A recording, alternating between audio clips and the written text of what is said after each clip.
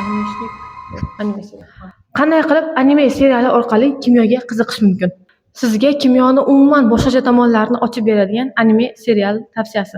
Men o'zim u darajada anime ishqibozi emasman, lekin ba'zi ko'rib turaman va men ko'rgan anime seriallarim ichida eng yoqqani bu Dr. Stone anime seriali. Hozir ko'pchilik aytadi, anime ko'rish bu vaqtni behudaga sarflash deb. Lekin agar siz Dr. Stone animesini ko'rsangiz, vaqtni behudaga sarflamaysiz, kimyo haqidagi bilimlaringiz oshadi va kimyoga ham qiziqishingiz ortib boradi. O'zim serialni endi boshlagan vaqtimda buni shunchaki anime emas, balki kimyodan vizual darslik deb qabul qilganman.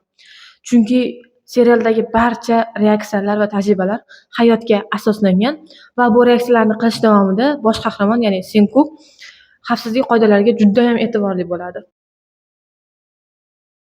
Va tomoshabinni yana ham hayratga soladigan joyi, inson sivilizatsiyasi kimyo orqali noldan anime serial davomida qurilib borishi. Menimcha bir vaqtni o'zida ham anime ko'rib, ham kimyo o'rganish juda ham zo'r. Agar yana kimyo haqida qanaqadir serial yoki kino tavsiyasini olmoqchi bo'lsangiz, kommentga plus qoldiring.